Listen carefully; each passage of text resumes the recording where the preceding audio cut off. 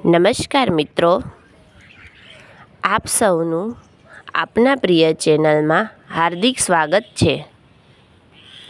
આજે આપણે સાંભળવા જઈ રહ્યા છીએ પવિત્ર પર્વ દશેરાની કથા, જે આપણને શીખવે છે કે અંતે સત્યની જ જીત થાય છે. દશેરાને વિજયાદશમી પણ કહેવામાં આવે છે.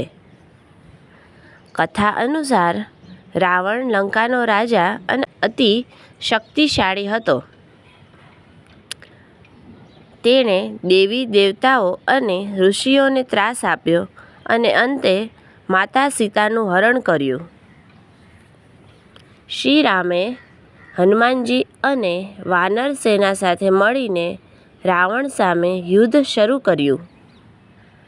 9 દિવસ સુધી યુદ્ધ ચાલ્યું અને 10મા દિવસે શ્રી રામે ભગવાન શિવના આશીર્વાદથી રાવણનો સંહાર કર્યો.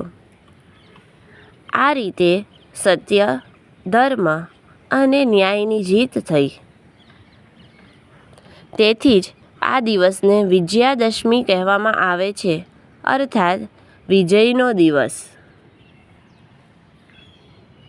આજે પણ દશેરાના દિવસે લોકો રાવણના પૂતળાનું દહન કરે છે, જે દુષ્ટતા અને અહંકારના અંતનું પ્રતીક છે.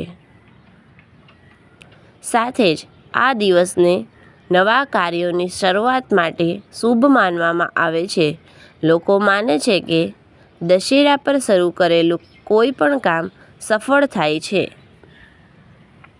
તો મિત્રો, દશેરાની આ કથા આપણને શીખવે છે કે અસત્ય કેટલો મોટો હોય, સત્યની સામે હંમેશા હારે છે. અહંકારનો અંત નિશ્ચિત છે. આ જ છે દશેરાનો સાચો સંદેશ. આપ સૌને દશેરાની ખૂબ ખૂબ શુભેચ્છાઓ. જો આ કથા તમને ગમી હોય તો લાઈક, શેર અને સબસ્ક્રાઈબ કરવાનું ભૂલશો નહીં.